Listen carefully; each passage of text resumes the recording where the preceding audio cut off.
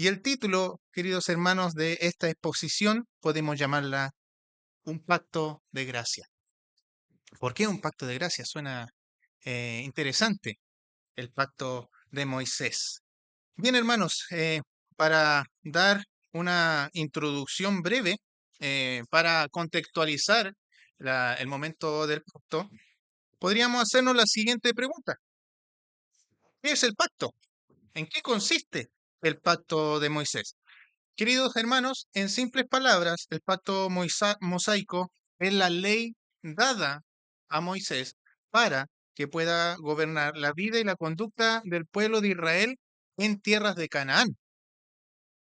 Una vez el pueblo es liberado de la esclavitud del yugo de Egipto. Recordemos que estaba esclavizado el pueblo de Israel por el imperio egipcio, una de las potencias más grandes en aquel entonces, pero esa esclavitud era parte de lo que el Señor ya le había anunciado que iba a ocurrir a Abraham 500 años antes. Miren, les leo, no es necesario que lo busquen, les leo cortito, dice, entonces Jehová dijo a Abraham, ten por cierto que tu descendencia morará en tierra ajena.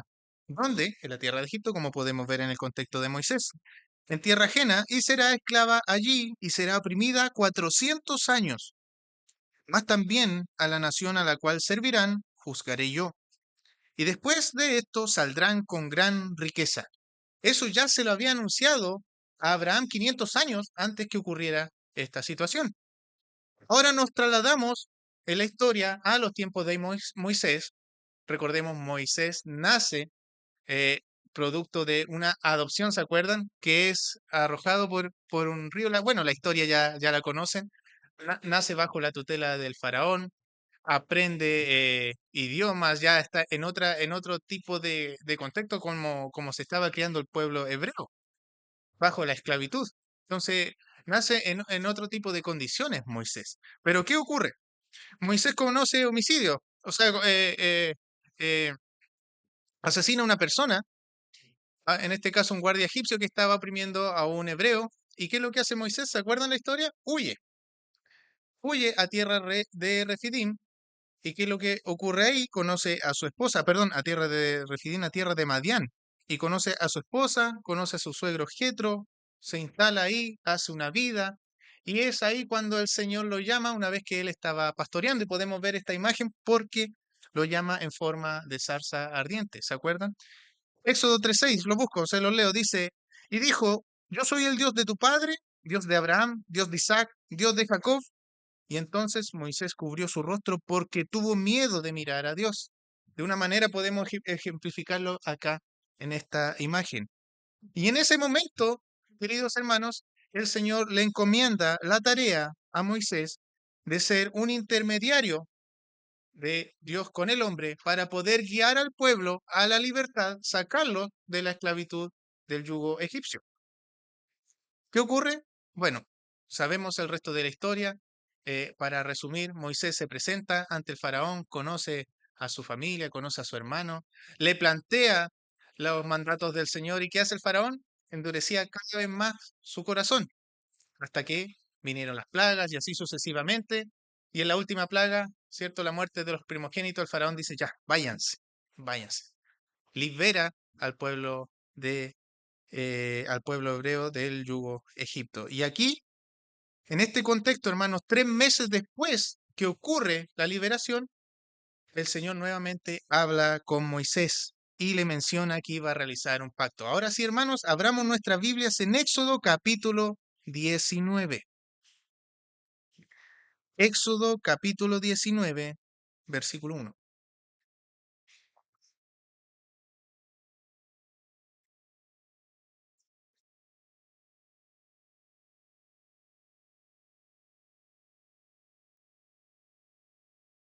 Mientras buscamos Éxodo 19, vamos a orar nuevamente, hermanos. Señor, Padre, muchas gracias le damos a usted por este tiempo y esta oportunidad. Le quiero pedir, Señor, que dirija cada una de mis palabras, que salga de mi boca para que sea palabra suya enseñada el día de hoy, Señor. Ayuda a mis hermanos también a estar dispuestos y con oídos prestos para escuchar de su consejo y escuchar de su palabra. Muchas gracias le damos a usted, Señor, en nombre de Cristo Jesús. Amén.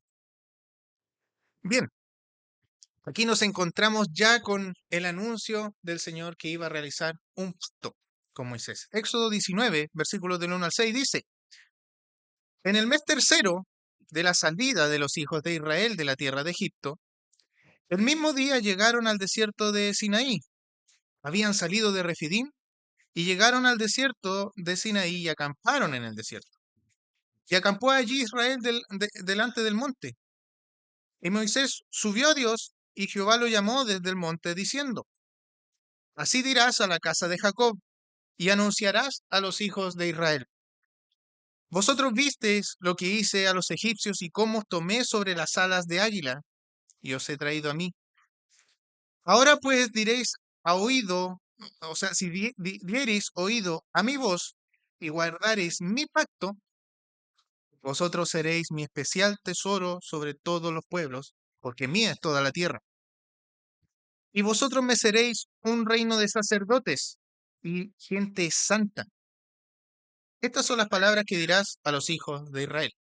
Nótese, aquí ya le estaba anunciando que iba a realizar un pacto con ellos, pero si se fijaron qué es lo que quería el Señor de Israel, qué es lo que quería formar de ellos, en el versículo 6, un reino de sacerdotes y de gente santa.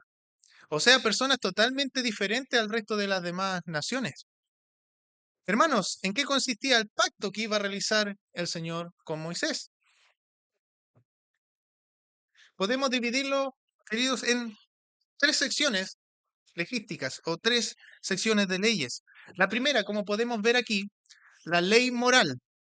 La encontramos, aquí podemos ir hojeando nuestras Biblias, del capítulo 20, del versículo del 1 al 17.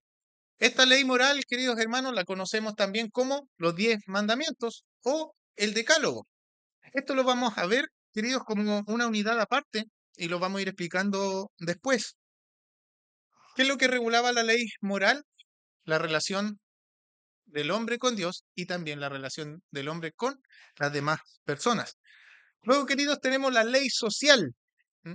Muchas veces nosotros como que nos centramos solo en los 10 mandamientos o pensamos la ley solo son los 10 mandamientos y no, son mucho más normas, mucho más leyes. Y ahí nos encontramos después, avanzando en nuestras Biblias, con la ley social, a partir del capítulo 21 al 23. ¿Y qué regulaba esta ley, queridos? Bueno, regulaba cómo debía ser la conducta en cuanto a delitos o faltas que producía en el pueblo, o cómo debía administrar la persona, ya sea un patrón, un amo, cómo debía ser la relación con sus siervos, con su esclavo, y así sucesivamente, todo en ámbito social, y lo podemos encontrar del capítulo 21 al 23. Miren, hermanos, si ustedes me acompañan al capítulo 21, algunas Biblias tiene un subtítulo, más o menos nos da noción qué es lo que va a mencionar.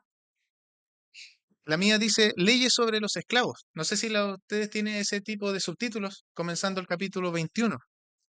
Y aquí, hermano, nos puede llamar un poco la atención porque el Señor permitía esclavos, pero ¿cómo si Él nos hace libres? Y ahí siempre hay como un choque de cómo puede ser posible. Claro, nosotros muchas veces tenemos internalizada la esclavitud afroamericana, como ellos no tenían derecho prácticamente a nada, eran denigrados en cuanto a su forma de vivir, pero aquí el Señor, la forma de permitir la esclavitud era totalmente distinta. Miren, capítulo 21, versículo 1, dice, estas son las leyes que propondrás, disculpen, si comprares siervo hebreo, 6 años servirá, mas el séptimo saldrá libre de balde. O sea, una persona, un esclavo hebreo, muchas veces por situaciones económicas se sometía a la esclavitud con un amo y el trato consistía, porque el Señor lo mandó así, era que él tenía que trabajar solo 6 años y el séptimo era libre. Chao. Ya no más, no podía trabajar más con él, a no ser que él de manera voluntaria quisiera seguir al servicio de ese amo. Miren, versículo 3. Si entró solo, saldrá Solo saldrá. Si tenía mujer, saldrá él y su mujer con él.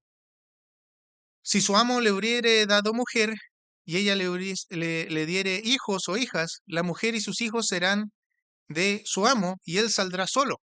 ¿Qué quiere decir con esto? Había un tiempo de antigüedad, si lo podemos llamar así. Entonces, si el siervo, el hombre cumplía ya los 6 años y la mujer todavía le faltaba para cumplir los 6 años, bueno, él tenía que salir solo. La mujer tenía que cumplir su tiempo al servicio del amo. ¿Se entiende más o menos cómo funciona el sistema de esclavitud? Es totalmente distinto. Es un servicio. Y dice, y si el siervo dijere, versículo 5, yo amo a mi señor y a mi mujer y a mis hijos, no saldré libre. Entonces su amo lo llevará ante los jueces y le hará estar junto a la puerta o a poste, y su amo le horadará la oreja con lesna y será su siervo para siempre. O sea, ¿qué ocurría?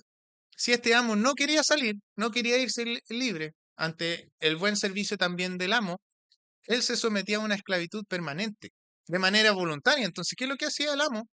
Lo llevaba ante los jueces y le colocaban una marquita aquí, en la oreja. Entonces significaba que él era un siervo para siempre de aquel amo. Pero se fijan, es de manera voluntaria. En el Nuevo Testamento se ejemplifica de esta misma manera cómo nosotros somos siervos del Señor. Porque muchas veces escuchamos esta palabra siervo y suena genial. Ah, sí, somos siervos del Señor. Pero cuando decimos somos esclavos del Señor, como que no, pero ¿cómo si Él nos hizo libres? Bueno, es porque se aplica esta misma figura, hermanos. El Señor nos hace libre y de manera de gratitud nosotros le servimos a Él de manera voluntaria lo que quede de nuestras vidas. Esta misma figura se aplica. ¿Se entiende, hermanos? Por eso nosotros somos siervos del Señor, o sea, somos esclavos del Señor, porque Él es nuestro Señor y nos liberó de manera voluntaria, ¿se fijan? Y si seguimos avanzando, miren, en el versículo 12 del mismo capítulo 21, aquí ya regula las leyes sobre los actos de violencia, como dice aquí el título. ¿Qué dice sus Biblias? Miren, el que hiciere a alguno haciéndole así morir, él morirá. Mas el que no pretendía herirlo, sino que Dios lo puso en sus manos, entonces yo le señalaré lugar al cual él debe huir. Pero si alguno se ensoberbeciere contra su prójimo y lo matare con alevosía, de mi altar lo quitarás para que muera. Versículo 15. El que hiere a su padre o a su madre, ¿qué dice? Morirá. Asimismo, el que robare una persona y la vendiere o si fuere hallada en sus manos, morirá.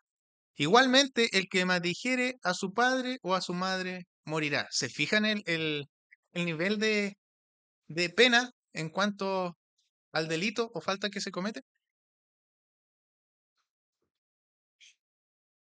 Hoy en día es muy distinto. Miren, versículo 22. Y es interesante este versículo porque dice, si algunos riñeren e hirieren a mujer embarazada y ésta abortare, pero sin haber muerte, o sea, sin que la mamá muriera, serán penados conforme a lo que le impusiese el marido de la mujer y juzgaren los jueces. Mas si hubiere muerte, entonces pagarás vida por vida, ojo por ojo, diente por diente, mano por mano, pie por pie, quemadura por quemadura, herida por herida, golpe por golpe. ¿Han escuchado eso? Del ojo por ojo, diente por diente. Bueno, en el Código Romano esto se conoce como la ley del talión. ¿M? Esto nosotros lo vimos, si bien cuando estudiamos el Sermón del Monte, cuál era el sentido de lo que quería mencionar acá el Señor, porque lamentablemente los escribas y fariseos tomaron esta enseñanza como que fuera un derecho de venganza. Ah, si tú me haces algo a mí, yo también te puedo hacer lo mismo. Porque el Señor dice ojo por ojo, diente por diente y así sucesivamente. Pero si ustedes se fijan acá, el Señor presenta esta norma de acuerdo solo al delito si se hiere a una mujer embarazada. Solo a eso. ¿M? No se aplica el ojo por ojo, la ley del talión, para toda la ley del Señor. ¿Se entiende? Porque si lo viéramos de ese punto, entonces, por ejemplo, en el versículo 17, cuando dice igualmente, el que maldijera a su padre y a su madre, ¿cuál sería el ojo por ojo, diente por diente? Sería otra ofensa. ¿M? O sea, si a mí me ofenden, yo también tengo que pagar con una ofensa. No, aquí claramente dice morirá. Pero lo que conlleva en el versículo 22 al delito cuando ocurría un marido, golpeaba a su mujer embarazada, bueno, y esta abortare, ¿qué es lo que, qué es lo que imponía el Señor? Aquí una pena justa en cuanto al delito que se había cometido. Por eso se dice, bueno, si abortare, vean lo que dicen los padres y los jueces de acuerdo a lo que se merece como castigo. Y ya para ser más justo, bueno, si le lastima un ojo, ojo por ojo, diente por diente. Bueno, y si es vida por vida, si la mató, bueno, vida por vida. ¿Se fijan? Es algo, una pena justa, pero solo en ese delito. ¿Se fijan? Solo en énfasis a ese delito. Los otros, casi todos tenían pena capital. Era bastante severo. El Señor, ese era el estándar del Señor. Ahí estaba presentada la ley. Hermanos, para seguir avanzando, luego tenemos una tercera sección, como podemos ver aquí abajito, que es la ley de adoración o la ley de sacrificios. ¿Y qué regulaba esta? ¿Cómo tenían que presentarse el pueblo en sacrificios y adoración o gratitud ante el Señor? ¿Se acuerdan? Habían sacrificios para expiación de pecados, para gratitud por la cosecha, y habían ciertos requisitos que tenían que cumplir ellos y también la ofrenda que presentaba el pueblo ante el sacerdote. Y es bastante larga, podemos avanzar de los capítulos 25 al 31. En resumen, hermanos, la ley de Moisés, como dije, no solo son los 10 mandamientos, sino que son 613 normas, 613 mandatos que el Señor le pide al pueblo que tenían que cumplir. O sea, es bastante. Y como dije, nosotros conocemos los 10 mandamientos, la ley moral, em, porque esta comprendía todos los demás aspectos de las otras dos. La ley moral encierra todo, ¿m?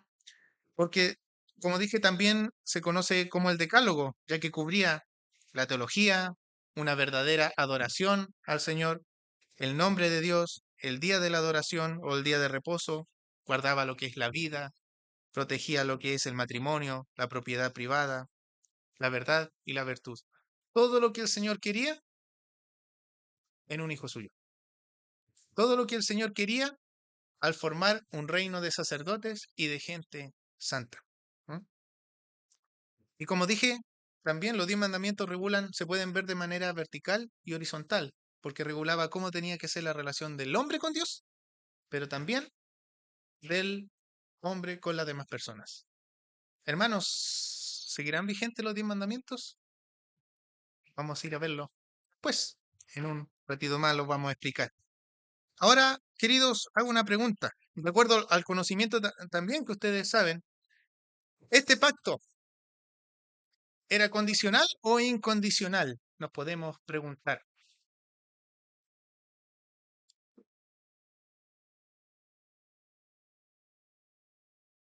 Ya hemos visto dos pactos anteriores. ¿En qué consistía? Aquí claramente, queridos hermanos, este era un pacto condicional. ¿M? El pacto mosaico condicional porque, en simples palabras, tanto tenían que reunirse ciertas condiciones para que se pudiera llevar a cabo este pacto, ya que estaba condicionado ¿a qué? A la obediencia del pueblo de Israel con el Señor, y el Señor, a través de esta, si ellos obedecían, iba a cumplir también parte del pacto que le había prometido al pueblo. Se entiende también como un pacto bilateral. Por eso aquí coloqué estas flechitas, porque tanto el hombre tenía que cumplir y obedecer al Señor, y así, a través de esta obediencia, el Señor iba a cumplir lo que le había prometido también al hombre. ¿Se fijan? Por eso se entiende bilateral, en ambos sentidos. Y condicional, obviamente, porque estaba bajo ciertas condiciones. Ya si, en este caso, no podemos decir del Señor, pero si uno de los dos, en el ejemplo de un pacto general, si uno de los dos no cumple, se quebranta el pacto. Hasta ahí nomás llega. Por eso se entiende que es condicional y bilateral. A diferencia del pacto abrámico, como lo vio mi hermano Carlos la semana pasada. Era un pacto incondicional, que es muy distinto, porque es el Señor que pacta con el hombre. Si bien hay dos figuras, está Abraham y el Señor, pero es el Señor que jura a sí mismo. ¿Se fijan? ¿Se acuerdan cuando el hermano explicaba? Había una cierta ceremonia que tenían que pasar por ciertos animales, por animales que estaban sacrificados. Esa era la costumbre del pacto. Pero quién lo rodeó? ¿Quién pasó por entre medio de ellos? ¿Fueron ambos? Fue solo el Señor. ¿Por qué? Porque Abraham se quedó dormido, ¿se acuerdan? Pero no fue porque, se le escapó al Señor. Chuta, se me durmió Abraham. Ya no lo quiero molestar. Mejor paso yo nomás. No, el Señor lo permitió así, porque este iba a ser un pacto incondicional. El hombre no tenía que cumplir nada. Claro, hay dos figuras, sí, pero el corazón del pacto era incondicional, unilateral, porque solo el Señor tenía que cumplir, en este caso, con el hombre. ¿Se entiende? ¿Vamos bien? ¿Hasta ahí? Voy más o menos rápido. Esto es bastante denso, hermano, lo que es la ley y los pactos. Entonces, quiero ir lo más sencillo posible. Si voy muy rápido, ahí me dicen, frene un poquito. Bien, queridos hermanos, ¿cuál era el objetivo entonces de que el pueblo de Israel guardara este pacto mosaico en obediencia? Bueno, demostrar, lo primero, el amor hacia su Señor, obedecer a su Señor que lo había liberado de tierra de la esclavitud, de las tierras de Egipto. ¿Qué es lo que le promete el Señor? Tierras, o sea, no solo bendición espiritual si obedecían el pacto, también bendiciones materiales. ¿M? Estas eran las condiciones que habían. Pero desobedecer el pacto, claro, desataría obviamente el otro lado de la moneda, juicio y condenación para Israel. Miren, acompáñenme a Deuteronomio capítulo 28, hermanos. Deuteronomio capítulo 28.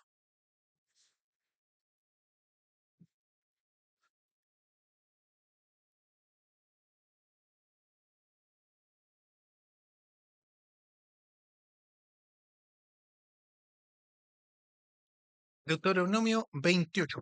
Vamos a leer del versículo 1 en adelante. Note cómo dice la palabra del Señor.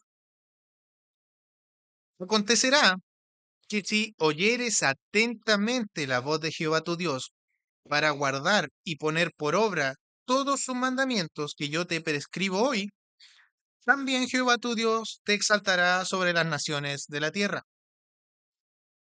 Y vendrán sobre ti, ¿qué cosa? Todas estas bendiciones y te alcanzarán, y aquí está la condición, si oyeres la voz de Jehová tu Dios.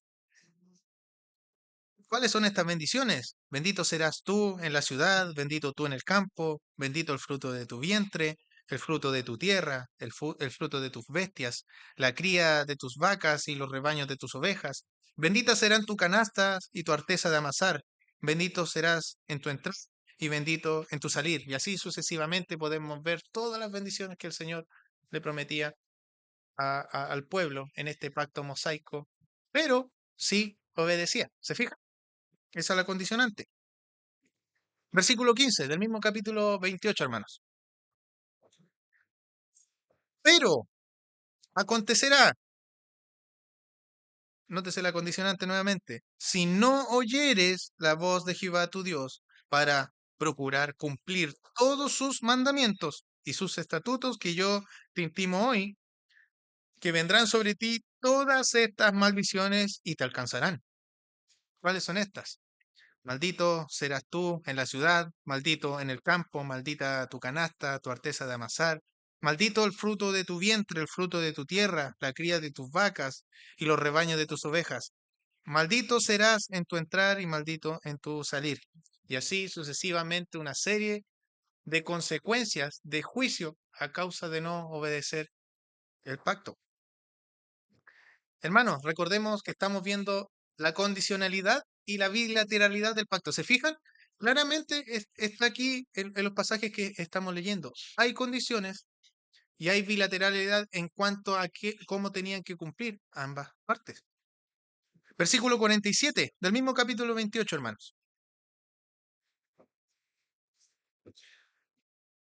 Por cuanto no serviste a Jehová tu Dios con alegría y gozo de corazón, por abundancia de todas las cosas, servirás por tanto a tus enemigos que enviare Jehová contra ti, con hambre y con sed y con desnudez y con falta de todas las cosas, y él pondrá yugo de hierro sobre tu cuello hasta destruirte.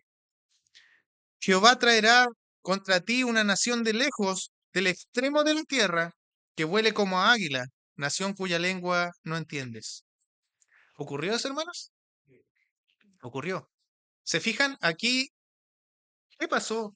¿Por qué el Señor dice esto? Claramente el Señor sabía que ellos no iban a cumplir.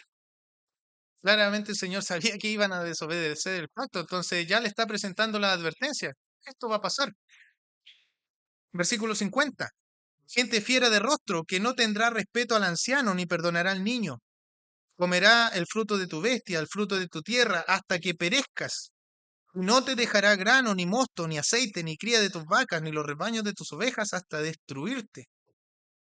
Pondrá sitio a todas tus ciudades hasta que caigan tus muros altos y fortificados en que tú confías.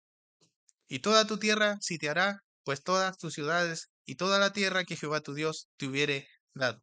Bueno, sabemos por la historia que eso ocurrió, la deportación a Babilonia, cómo no solo los egipcios, los asirios, los persas invadieron a Israel y lo hicieron pebre, y fue de manera cruel, tal cual como el Señor le señaló. Podemos ver el versículo 53 que es bastante fuerte, pero eso también ocurrió. Y comerás el fruto de tu vientre, la carne de tus hijos y de tus hijas que Jehová tu Dios te dio en el sitio y en el apuro con que te angustiará tu enemigo. Podemos leer el libro de los jueces, el libro de los reyes. Son tiempos bastante oscuros, bastante malos que vivió Israel a causa de su desobediencia. El libro de los jueces se destaca siempre una palabra, una frase, cuando el autor está relatando, y cada uno hacía quien como él quería. Nadie escuchaba al Señor, nadie obedecía al Señor, nadie tenía temor del Señor. Y a causa de eso le vinieron todos estos juicios, todas estas situaciones. Podemos decir, chuta, pero cuando leemos la ley del Señor es severa. Claro, porque Él es un Dios justo. El problema está en nosotros, hermano. El problema está en el corazón de la humanidad. Y bueno, y sabemos en qué conlleva, en qué termina la historia después. ¿Qué es lo que sigue avanzando a través del tiempo al no obedecer el mandato del Señor? Por eso, queridos hermanos, le mencionaba al comienzo de esta exposición que este es un pacto de gracia. Suena un poco raro, pero ¿cómo la ley? Sí, vemos que este es un pacto de gracia, no un medio para alcanzar la salvación como se tergiversó muchos años después por parte de los escribas y fariseos. No, este era un pacto que Dios quería que el pueblo de Israel mostrara su amor y su compromiso hacia Él, su adoración hacia Él.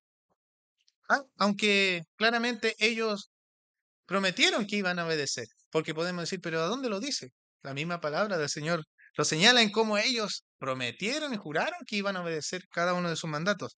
Miren, vamos a Éxodo 24.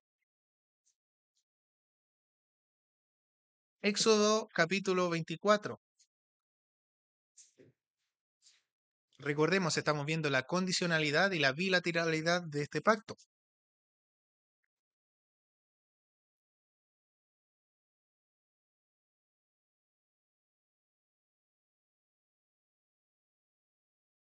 Éxodo 24, versículo 1 dice, dijo Jehová a Moisés, sube ante Jehová tú y Aarón, Nadab y Abiú y 70 de los ancianos de Israel, y os inclinaréis desde lejos. Pero Moisés solo se acercará a Jehová, y ellos no se acerquen, ni suba el pueblo con él. Y Moisés vino y contó al pueblo todas las palabras de Jehová, y todas las leyes. Y todo el pueblo respondió a una voz y dijo, haremos todas las palabras que Jehová ha dicho. ¿Se fijan? Ellos prometieron que iban a obedecer. Y Moisés escribió todas las palabras de Jehová y levantándose de mañana edificó un altar al pie del monte y 12 columnas según las 12 tribus de Israel.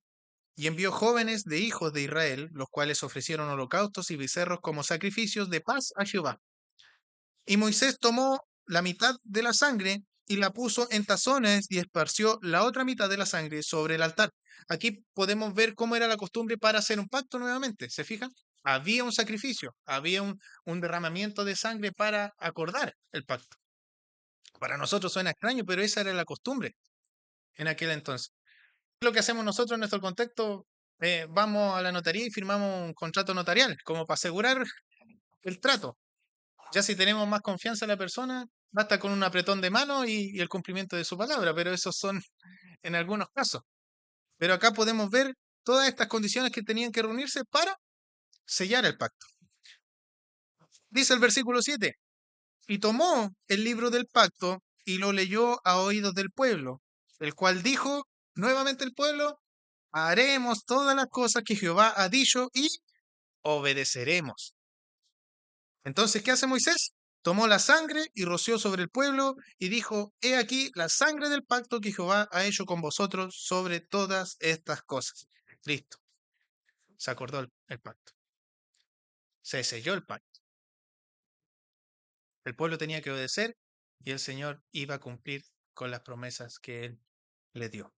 Bueno, como ya mencioné, ya sabemos en qué terminó la historia, qué sigue después. El pueblo tuvo que enfrentar las consecuencias ya que quebrantó el pacto, la bilateralidad de este y la condición de este. Y, y no solo eso, que quebrantaron el pacto y enfrentaron las consecuencias que el Señor le advirtió, sino que también muchos años después pervirtieron el pacto del Señor, enseñándolo de otra manera. Tanto los escribas después que vuelven desde la deportación de Babilonia, lo pervirtieron de estas dos maneras. La primera, como podemos leer ahí, y lo hemos estado estudiando en la carta de Pablo a los Gálatas, por la cual él contiende férreamente. ¿Qué es lo que hicieron los escribas y los fariseos al tomar la ley de Moisés? La transformaron en un medio para alcanzar la salvación. Acompáñenme a Romanos capítulo 9, queridos hermanos. Romanos capítulo 9, vamos a ir hojeando y escarbando varios pasajes para que podamos extraer la verdad de nuestro Señor en sus Biblias. Es importante también que puedan anotar estos pasajes, tomar apuntes,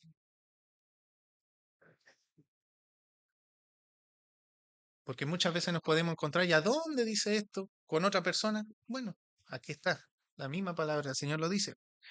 Romanos 9, versículo 30, dice, ¿qué pues diremos?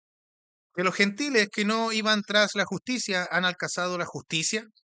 Es decir, la justicia que es por fe. Mas Israel, que iba tras una ley de justicia, no la alcanzó. Una ley de salvación, no la alcanzó. ¿Por qué? Porque iban tras ella no por fe, sino como por obras de la ley, pues tropezaron en la piedra de tropiezo. ¿Se fijan? Iban tras una ley, como que ellos iban a ser salvos por cumplir la ley, pero no, nunca lo alcanzaron, dice Pablo. No fue así, porque la ley no estaba dada para ser un medio para alcanzar la salvación. En ninguna parte lo dice, en ninguna parte lo señala. Segundo lugar, hermanos, le dieron mayor importancia a los rituales externos que mencionaba la ley, en vez de analizar cada persona que se presentaba a su ofrenda, analizar su corazón. Miqueas capítulo 6. Miqueas capítulo 6.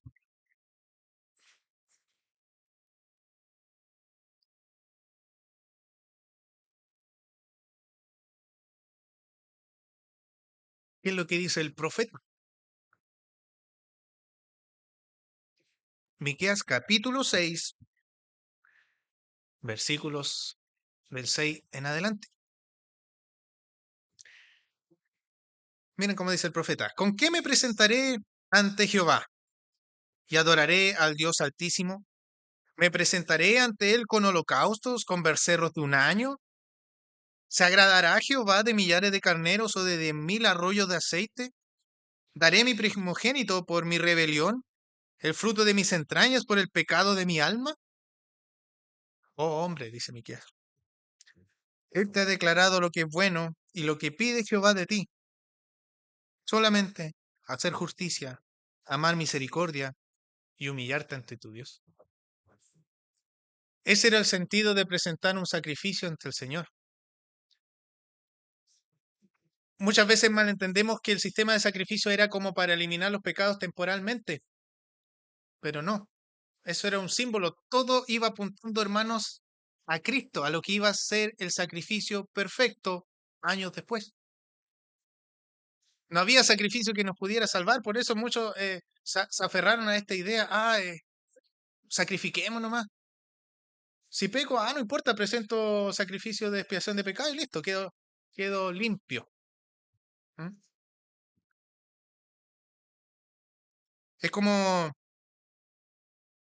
decimos en nuestro contexto: pucha, ya, con tal de que vaya una vez a la iglesia, una vez al mes, quedo impecable, quedo limpio. O total, le pido oración al Señor, me manda un condoro, ¿cierto? Le pido oración al Señor y como Él es un Dios de perdón, me tiene que perdonar. Entonces puedo pecar nomás. ¿Se fijan? En estos ejemplos podemos ver que no hay una real humillación, lo que dice el Señor: hacer justicia, amar en misericordia y humillarte ante tu Dios. El humillarse, hermanos, es un patrón que se va repitiendo desde inicio, desde el Génesis hasta el final. ¿Qué es lo que quiere el Señor de sus hijos? ¿Cómo quiere que uno presente su corazón? Incluso a veces nosotros lo podemos ver en nuestro contexto aquí en la iglesia, por ejemplo, hoy en nuestra mañana, cómo estamos hoy en día, cuando cantamos, por ejemplo, cuando le entregamos adoración al Señor. ¿Estamos pensando en la letra o estamos pensando en otra cosa? Chuta, ¿qué es lo que tengo que hacer después? Tengo sueño, tengo hambre, voy a salir a otro lado después. ¿Se fijan cómo está nuestra disposición? Se aplica lo mismo. ¿Hay un real sentido de adoración o de humillación ante nuestro Señor? En estos ejemplos, hermanos, no hay una verdadera disposición de querer arrepentirse o de querer humillarse ante el Señor. Y aquí ya podemos, hermanos, ir escarbando. La misma palabra implícitamente nos dice que hay un problema. ¿Cuál es el problema que podemos encontrarnos aquí? El problema está en el corazón del hombre. Ahí está el problema. Porque muchas veces somos buenos no, es que el Señor hizo esto, el Señor es muy duro con las leyes. No, el problema está en el corazón. Romanos capítulo 7, hermanos. Vamos nuevamente al Nuevo Testamento.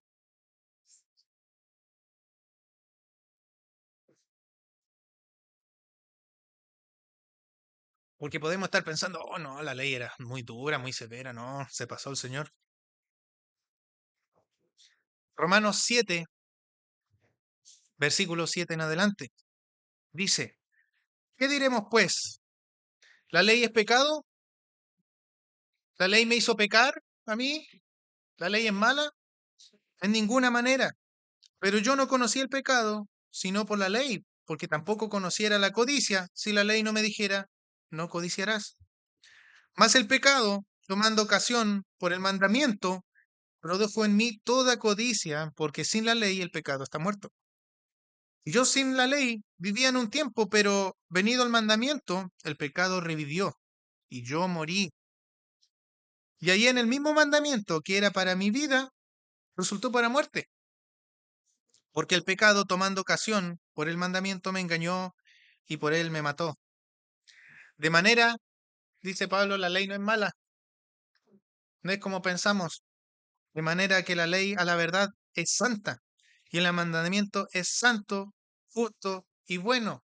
¿Por qué? Porque el problema está en el corazón del hombre. Deuteronomio 29, hermanos. Vamos al Antiguo Testamento. Vamos a ir poniendo varios pasajes, hermanos, así que es bueno que traiga su Biblia, anote la raya nomás, para poder ir estudiando la palabra de nuestro Señor. Deuteronomio capítulo 29.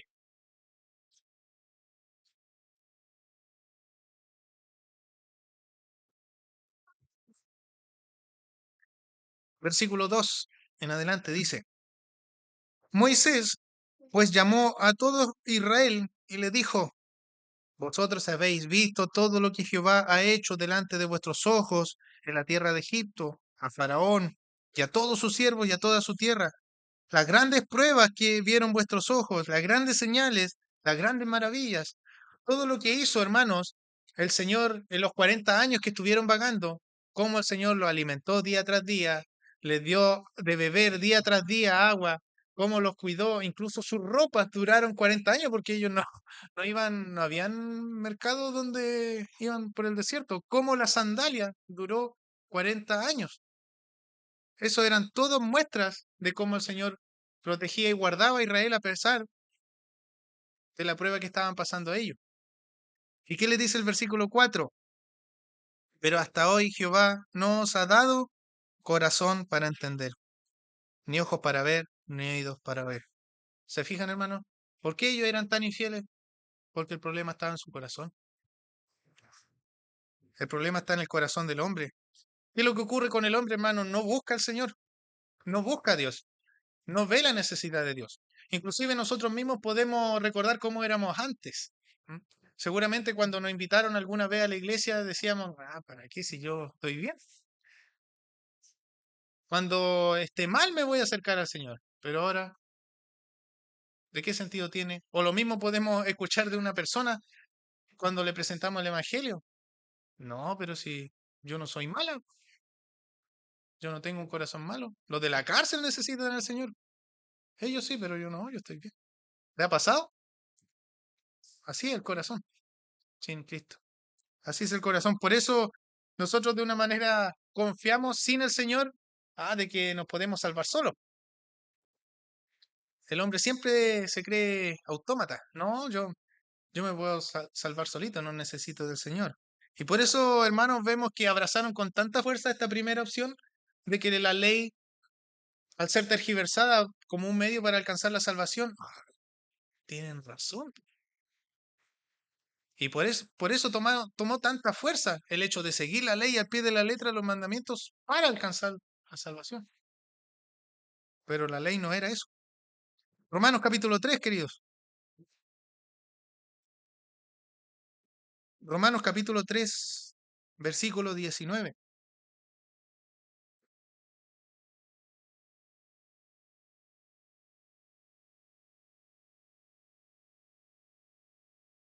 Pero sabemos que todo lo que la ley dice, lo dice a los que están bajo la ley, para que toda boca se cierre y todo el mundo quede bajo juicio de Dios, ya que por las obras de la ley ningún ser humano será justificado delante de él. O sea, ya que por la ley ningún ser humano será salvado ante el Señor, porque por medio de la ley es el conocimiento el pecado. O sea, ¿qué nos muestra la ley? La ley es santa, como dice Pablo, pero también ¿qué nos muestra? Que nosotros con la ley estamos condenados, hermano. Estamos condenados por el pecado. La ley se introdujo, como dije en un principio, una ley de gracia, para que viéramos la gracia de nuestro Señor, ya que nosotros no podemos cumplir con los requisitos de la ley. ¿Quién los cumple? ¿Quién los cumplió? Cristo. Y por medio de Cristo podemos ser salvos, hermano. Romanos capítulo 5.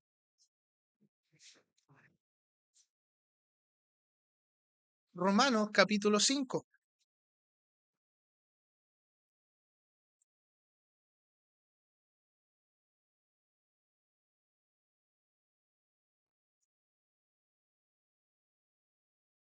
Pero ¿cómo la salvación no es por obras? No, la salvación no es por obras. Así que como la transgresión, dice Romanos capítulo 5, versículo 18, Romanos 5, 18, dice, así que como la transgresión de uno, vino la condenación de todos los hombres. ¿Quién es ese uno? ¿Adán? Muy bien. Así como la transgresión de uno vino la condenación a todos los hombres, de la misma manera, por la justicia de uno, ¿y ese uno quién es? Cristo. Muy bien. Por la justicia de uno vino a todos los hombres la justificación de vida. Porque así como la desobediencia de un hombre, los muchos fueron constituidos pecadores, así también la obediencia de uno, los muchos serán constituidos justos. Pero la ley se introdujo para que el pecado abundase, mas cuando el pecado abundó, sobreabundó la gracia.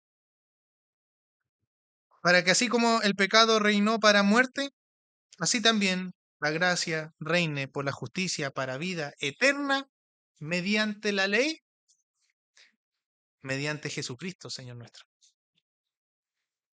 Solamente por nuestro Señor Jesucristo. ¿Se fijan cómo los pactos, cómo en este caso la ley va apuntando en un hilo conductor hacia Cristo? ¿Se van dando cuenta? Gálatas capítulo 3. Gálatas capítulo 3, versículo 19. Y aquí nos podemos hacer la pregunta que el mismo Pablo hace retóricamente a la iglesia. Gálatas 3:19, porque nos podemos preguntar muchas veces, o nos hemos preguntado entonces, ¿para qué sirve la ley? ¿Cuál es el objetivo de la ley? Bueno, aquí Pablo nos responde. Gálatas 3:19. Entonces, ¿para qué sirve la ley? Fue añadida a causa de las transgresiones. Fue añadida a causa de su corazón, hasta que viniese la simiente a quien fue hecha la promesa y fue ordenada por medio de ángeles en manos de un mediador. ¿Se acuerdan de esa simiente que fue hecha la promesa en el pacto anterior? ¿Recuerdan el pacto abrámico? Apuntaba a Cristo. Esa simiente que el Señor le mencionaba a Abraham apuntaba a Cristo Jesús. Hermanos, sabemos cómo Israel falló, no obedeció, quebrantó el pacto mosaico, pero hasta ahí no termina la historia para Israel, sino que el Señor mismo prometió que iba a sustituir este pacto, ¿m?, por otro, por uno mejor, por uno nuevo. Recordemos que el Señor ya les dice, ustedes no van a obedecer mi pacto, no lo van a hacer. Pero ¿qué es lo que ya tenía preparado el Señor? Un nuevo pacto. Miren, acompáñenme a Jeremías capítulo 31.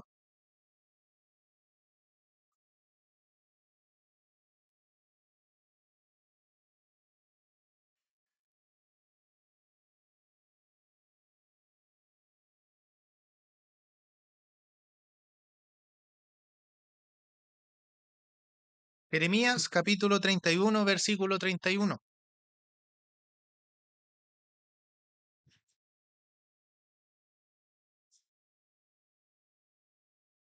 Dice, he aquí vienen días, dice Jehová, en los cuales haré nuevo pacto con la casa de Israel y con la casa de Judá. No como el pacto que hice con sus padres en el día que tomé su mano para sacarlos de la tierra de Egipto. ¿Por qué? Porque ellos invalidaron mi pacto. Aunque fui yo un marido para ellos, dice Jehová. Pero este pacto, este es el pacto que haré con la casa de Israel después de aquellos días, dice Jehová. Daré mi ley en su mente y la escribiré en su corazón, y yo seré a ellos por Dios y ellos me serán por pueblo. ¿Se fijan la forma que le dice el Señor a través del profeta? El pacto mosaico fue dada de una manera oral y fue escrita en un libro. Aquí está la ley. Pero ¿cómo dice el Señor que en aquellos días daré el pacto?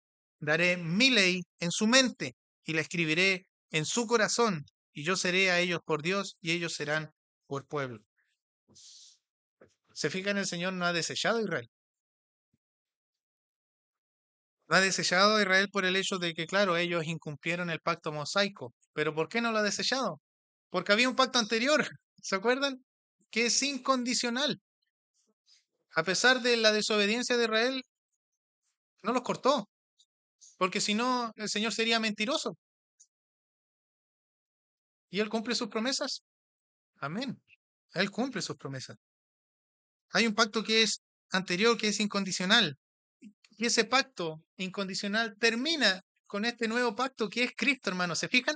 Hay un hilo conductor que pasa por los pactos abrámicos, mosaicos. Vemos el tema de las tierras, vemos el nuevo pacto que lo va a señalar nuestro hermano Esteban más adelante. Todo apunta a Cristo. Y es interesante, hermanos, todo apunta a Él. Querido, recapitulando, vemos cómo este pacto, el pacto mosaico, es condicional, bilateral, el cual se divide en tres partes, ¿se acuerdan? Moral, social y ceremonial, en donde el pueblo de Israel no cumplió su parte del pacto, por ende lo quebrantó. ¿Fin para Israel? No. ¿Por qué no? Porque la misma palabra del Señor lo dice así. Era necesario que hubiera un nuevo pacto. Era necesario que hubiera un nuevo pacto. ¿Ese es el fin del camino de la ley? Sí, el nuevo pacto. Uno mejor, que es en Cristo Jesús. Romanos capítulo 10, querido hermano.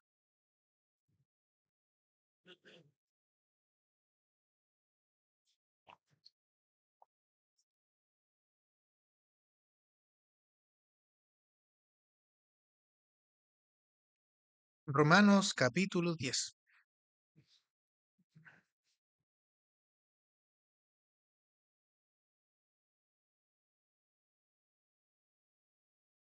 Dice, dice Pablo en su carta a los romanos, hermanos, ciertamente el anhelo de mi corazón y mi oración a Dios por Israel es para que se pierda, es para salvación.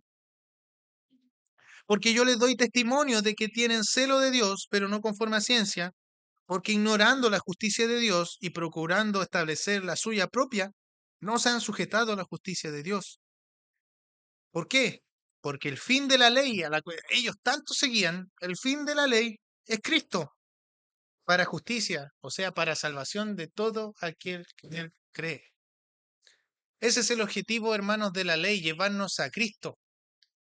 Yo no puedo salvarme solo. ¿Quién me puede salvar? ¿Quién me puede socorrer?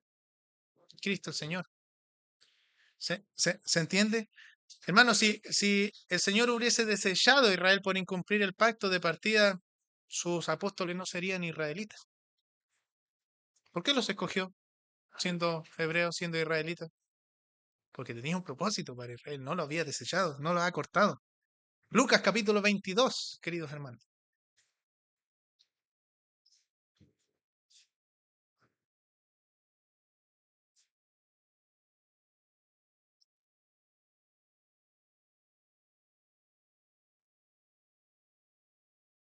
Lucas 22, versículo 20.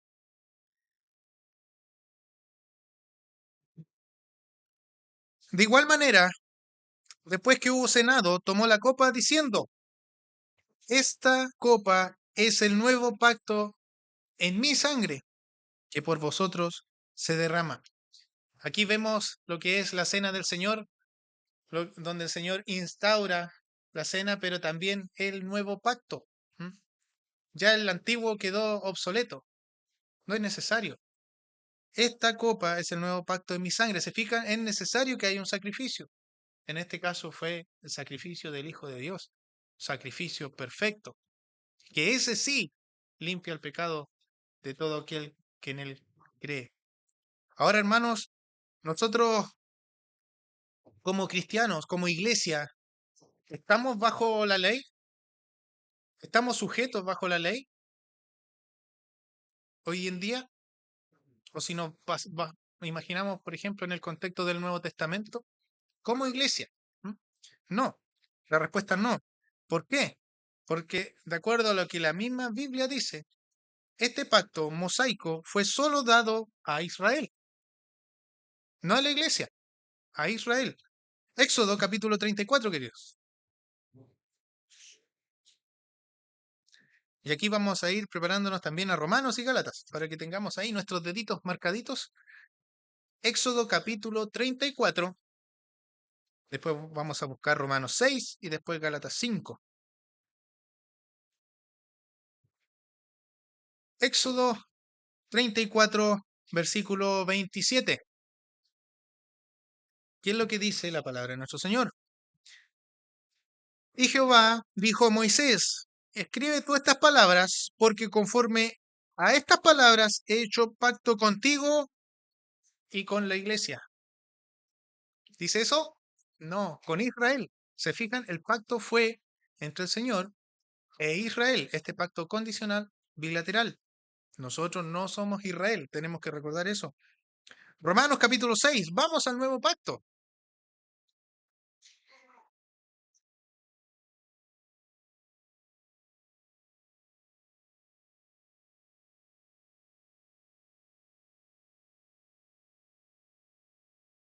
Romanos capítulo 6, versículo 14. Romanos 6, versículo 14. ¿Qué es lo que dice? Porque el pecado no se enseñoreará de vosotros. ¿Por qué? Pues no estáis bajo la ley, sino bajo la gracia. Ustedes están bajo el nuevo pacto, le dice Pablo a la iglesia. Gálatas 5, 18.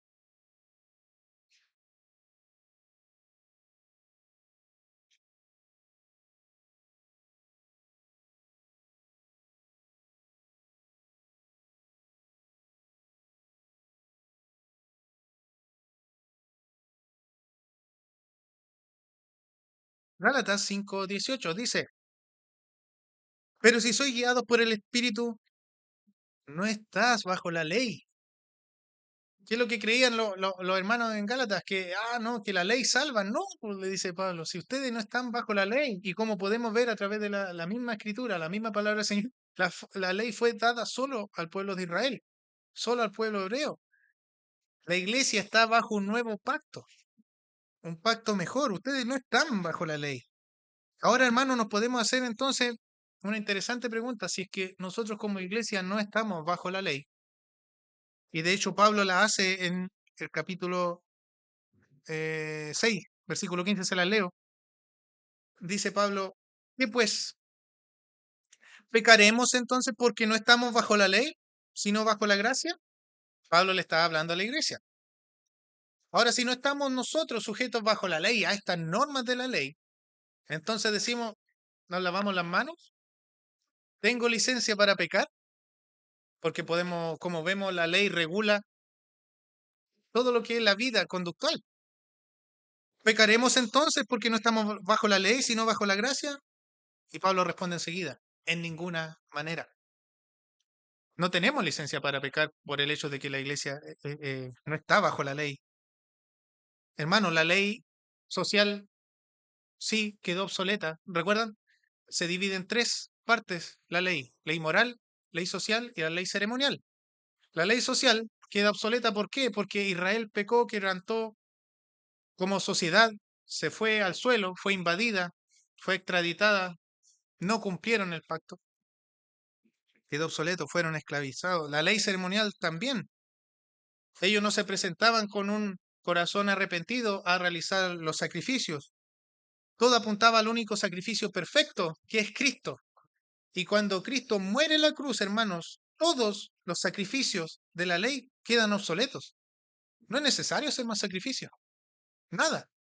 Porque Cristo pagó por nuestros pecados. Ahora ya si lo vemos, no, pero es que igual podían hacer más sacrificios. Sí, ellos hicieron sacrificios, pero hasta el año 60. Hasta el año 70, perdón, el pueblo de Israel.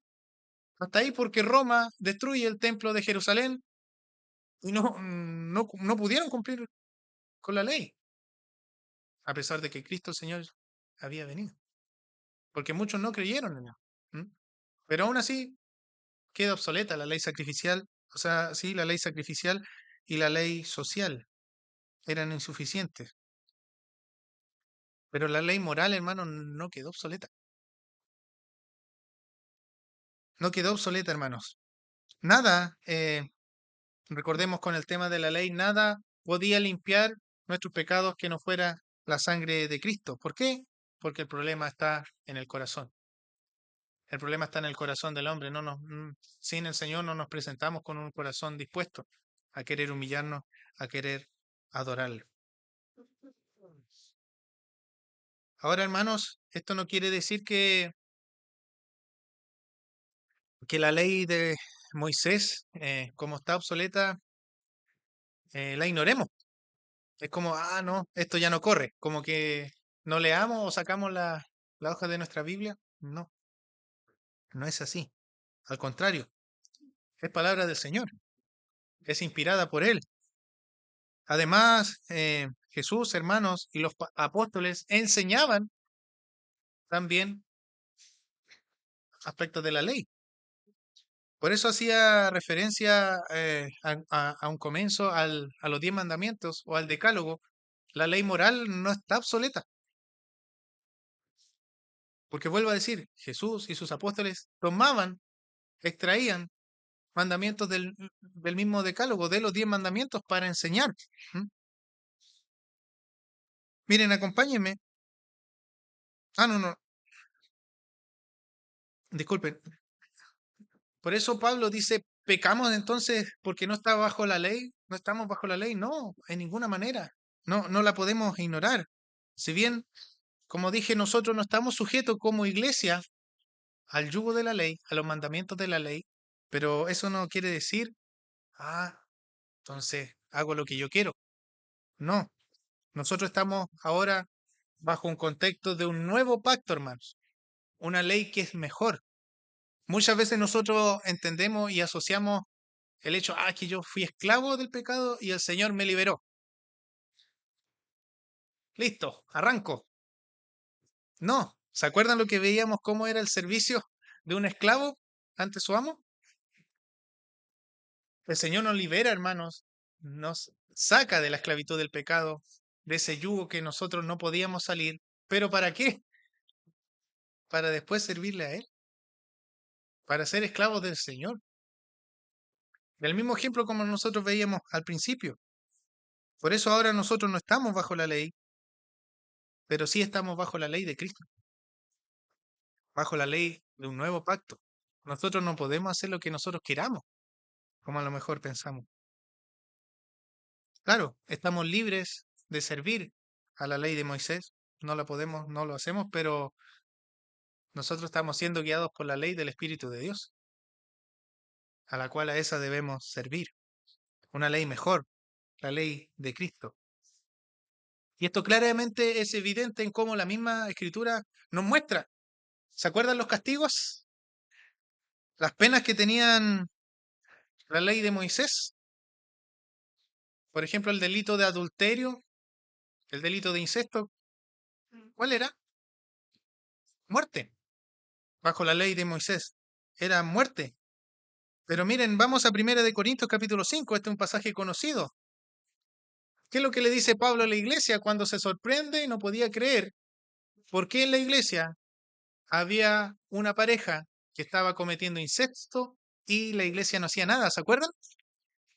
1 Corintios capítulo 5, había un hijo que se quedó con su madrastra porque el papá había fallecido y ellos se quedaron, vivieron una vida matrimonial, una vida de pareja. Y Pablo se sorprende y dice, ¿y ustedes no hacen nada? ¿Se quedan tranquilitos así como nada? 1 Corintios capítulo 5, versículo 13. Nótese la diferencia. Pablo no le dice a la iglesia, mándelo a matar. Si hubiese sido en un sentido bajo la ley de Moisés, sí, era una pena capital. Pero ¿qué es lo que le dice Pablo? 1 Corintios 5:13. Porque a los que están afuera, Dios juzgará. Quitad pues a este perverso de entre vosotros. Sáquelo de la comunión de la iglesia. ¿No le es conocido este término? Disciplina. Pablo está aplicando la disciplina ahí. Porque no pueden hacer lo que quieran, se fijan, esto es pecado. Saquen a este perverso de ahí. El mismo apóstol, hermano, cita parte de los 10 mandamientos en Efesios, capítulo 6, para poder nosotros llevar una vida correcta. Y ahí nosotros nos podemos preguntar, pero ¿cómo si la ley quedó obsoleta? Sí, la ley social, la ley ceremonial, pero los 10 mandamientos, no, no, queridos. Efesios capítulo 6,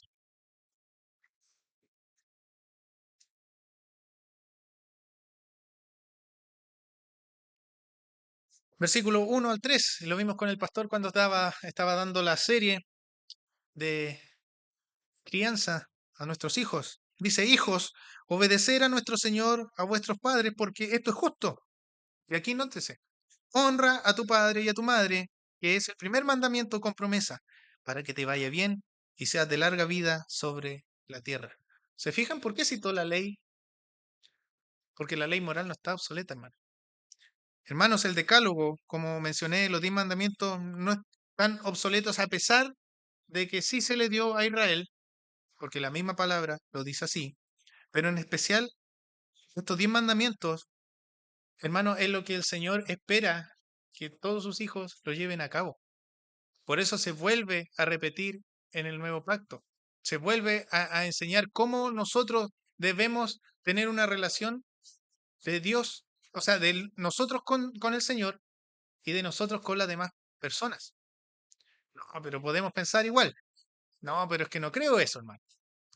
Entonces, claro, imaginemos en un sentido,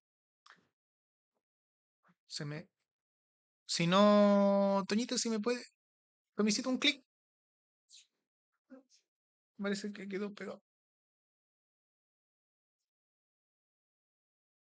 Ya no importa. Ahí cuando se pueda, cuando cargue, hacemos el clic. Porque si no fuera así, hermanos, imaginémonos que ya los 10 mandamientos están obsoletos igual. Ahí está. Los 10 mandamientos que se escribieron en tabla de piedra están obsoletos. Ya. Corramos, hagamos, pensemos de esa manera, un supuesto. Entonces, diríamos que tenemos que tener dioses ajenos. Porque el mismo Señor dice que la ley, podemos pensar, ah, no, la ley de Moisés está obsoleta porque en los 10 mandamientos dice, no tendrás dioses ajenos delante de mí. Pero si la dejamos obsoleta, entonces quiere decir, tengamos dioses ajenos. ¿Dice eso el Señor en el nuevo pacto? Tomamos el nombre del Señor en vano entonces, si la ley de Moisés está obsoleta. O sea, lo que es la ley moral. Entonces no tendríamos que honrar a nuestros padres. Mentiríamos sin control. Cometeríamos adulterio a destajo. Robaríamos a destajo, etcétera, etcétera. ¿Se fijan? ¿Es correcto esto? La ley moral, los 10 mandamientos no están obsoletos, hermano. Eso sí, 9 de 10 mandamientos se repiten en el nuevo pacto. Los vuelven a enseñar los siervos, los apóstoles, a excepción de uno. ¿Se imaginan cuál es? Hay una excepción de 9 de los 10 mandamientos. Es en cuanto a lo que conlleva el día de reposo. En la ley de Moisés se pide que guarden el día de reposo, el último día, el Sabbat. Ya en el nuevo pacto, la iglesia no lo manda a guardar. ¿Por qué? Porque se acuerdan que la iglesia comenzó a reunirse el primer día de la semana. ¿Y cuál es el primer día de la semana? Domingo. Por eso nosotros nos reunimos. Si ustedes se han preguntado, ¿y por qué no un domingo, no un sábado, o un día de la semana, un viernes puede ser? No, nos reunimos un domingo porque la iglesia primitiva, los apóstoles, la iglesia cuando empezó a formarse, se comenzó a reunir el primer día de la semana porque Cristo resucitó un primer día de la semana. Se conoció como el día de adoración al Señor. Y por eso ya no se pide que se guarde ese mandamiento de guardar el sabbat, sino que nos reunamos como iglesia. Se reunían los primeros días de la semana y todos los demás se vuelven a enseñar, pero a excepción de este mandamiento de guardar el sabbat. ¿Entienden? Por eso los 10 mandamientos se mantienen fijos, hermano, porque es así como el Señor quiere que nosotros vivamos moralmente. Bajo la gracia no, el Señor no nos manda a hacer lo que nosotros queramos. No, a tenerle temor a Él, a rendirle honor a Él, a honrar a nuestros padres, a no mentir, a no robar. ¿Se fijan? Parte de lo que son los mandamientos. Queridos hermanos, ya para ir finalizando, en esta densa explicación de lo que conlleva la ley de Moisés, hemos aprendido en qué consistía este pacto de Dios con él, Dios con Moisés. Un pacto, ¿se acuerdan? Condicional, bilateral, tenía que reunir estas condiciones, si no, se quebranta el pacto, ya que el Señor les pide que el pueblo obedezca y así el Señor también le iba a prometer bendiciones espirituales y materiales. Pero el pueblo no obedeció, quebrantó el pacto. ¿Fin para Israel? No. Hermanos, ¿qué aprendimos también? La ley nunca se dio como una forma de que nosotros podamos alcanzar la salvación, o que en este caso el pueblo de Israel alcanzara la salvación. No, en ninguna parte lo señala. La ley fue para que nosotros entendamos cuál es la condición de nuestro corazón sin el Señor. La ley nos conduce a Cristo, hermanos. Necesitamos de un Salvador. Por eso vemos la gracia del Señor dada en este pacto mosaico. Ustedes no van a poder cumplir, le dice el Señor. Pero va a haber una ley que es mejor, una ley superior, la del nuevo pacto. Y esto, queridos hermanos, ¿qué nos lleva a nosotros, como iglesia, en nuestro contexto? ¿Qué nos pide el Señor? Lo que mencionaba el profeta Miqueas, humillarnos, clamar al Señor. ¿Ha clamado usted por su vida, por su arrepentimiento, por sus pecados, por su salvación? Hermano, no podemos salvarnos solos. Debemos clamar por nuestra vida a Cristo. Por eso había una necesidad de un nuevo pacto. Todo apunta a Cristo, hermanos. Y nosotros, claro, en nuestro contexto no estamos bajo la ley, pero sí estamos bajo la ley del nuevo pacto. Una ley mejor, una ley de gracia. Este nuevo pacto es Cristo, hermanos. Por eso nosotros no somos libres para hacer lo que queramos. Moralmente debemos vivir acorde a lo que el Señor nos manda. Y aquí nos podemos hacer las siguientes preguntas. Cada vez que nosotros venimos domingo a domingo, ¿le estoy dando honor y gloria al Señor en todo lo que hago, en todos los aspectos de mi vida? Si estoy sirviendo en la iglesia, hermano, ¿estoy sirviendo con un corazón agradecido porque el Señor me rescató? ¿O estoy sirviendo por cumplir nomás? ¿Se fijan? Todo esto igual nos lleva a analizarnos a nosotros mismos. ¿Por qué? Porque el problema está en el corazón, hermano. Nosotros como hijos del Señor estamos viviendo bajo su estándar, bajo el estándar de Dios, que es lo que dice su palabra. ¿Cuál será el estándar? Bueno, acabamos de ver una de las cosas que nos pide el Señor, los 10 mandamientos. Estamos viviendo moralmente acordes como hijos del Señor. Porque, hermanos, el Señor nos rescató y pagó por nuestros pecados, pero no para decir ya, vayan nomás, sean libres, mis hijos. No, nos rescató con un propósito, para servirle a Él y obedecerle. Y que nos cuesta muchas veces hacerlo. Primera de Pedro, capítulo 2, hermanos, y con este versículo termino. Porque muchas veces se nos olvida cuál es nuestra condición como hijos del Señor. Y esto todo nos lleva a que cuando decimos que somos hijos de Dios, si decimos que somos cristianos, no, sí, yo soy cristiano, ¿cuántas veces lo hemos dicho? Pero estamos viviendo como un hijo del Señor. Primera de Pedro, capítulo 2, versículo 9. Nótese las características que dice Pedro. ¿Cómo es un hijo del Señor? ¿Cómo es un cristiano?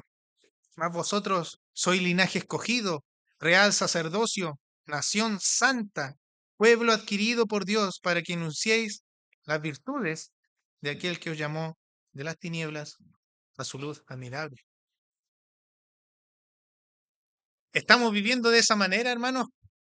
Demostrando que somos un linaje escogido, demostrando que como hijos del Señor somos nación santa, un pueblo rescatado por Él. Estamos anunciando el Evangelio, las virtudes de aquel que nos llamó de las tinieblas, hermano, del pecado, su luz admirable.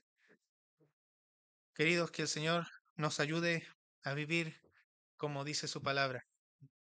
Que el Señor nos ayude a recapacitar y analizar cada vez nuestro corazón, donde quiera que vayamos, inclusive cada vez que nos presentamos acá. ¿Estamos realmente dando adoración? ¿Estamos sirviendo con gratitud? Al Señor, hermano, sea la gloria y la honra. Oremos.